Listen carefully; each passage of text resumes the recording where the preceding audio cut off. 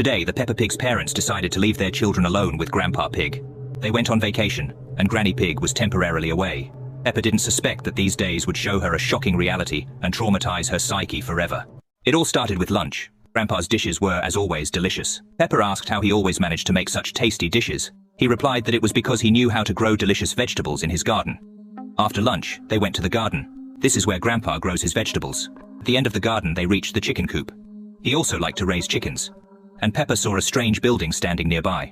Peppa asked what was inside, but he said the kids aren't allowed to know and shouldn't go in there.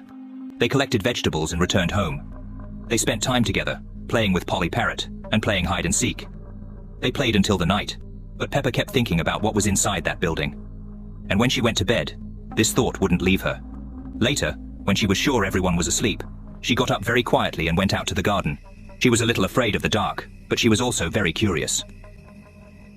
She walked up to that little building, looked around, and opened the door.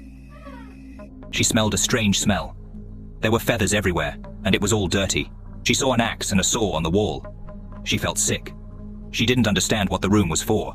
Suddenly, she heard footsteps. She closed the door and started watching. Grandpa Pig was walking to the chicken coop with an axe.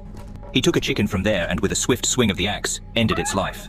Peppa cried, seeing the innocent chicken's life come to an end. He didn't understand why he did it. Grandpa Pig started walking toward the door. He tried to open the door, but he couldn't. He knocked and walked around for a while, but eventually returned home. Peppa calmed down, thinking she had gone unnoticed. She waited for some time and then went out again. He felt sorry for the chickens, so she opened the chicken coop and let them out. Now they can be free, and no one will kill them. He returned home very quietly and went to bed. Next morning, it seemed like it was just a scary dream. He went downstairs, smelling the breakfast that Grandpa Pig had prepared, and sat down at the table. Then, Grandpa Pig said that he knew what she did last night. He had returned home and seen that Peppa wasn't sleeping in her room. He said that he raised chickens for meat, which was very tasty, and that's why his dishes had a special flavor. On holidays or when guests came, he always went to his shed at night to prepare meat, but now he had lost that opportunity. Peppa said she doesn't want to eat chicken. Grandpa swore that there was no chicken in this breakfast. He calmed down and started eating, and the food had a different taste. But when she finished breakfast, she saw a green feather at the bottom of the bowl. Grandpa cooked Polly Parrot for breakfast. This was his way of punishing Peppa, so that she would remember to obey adults at all times. And Peppa remembered, for the rest of her life.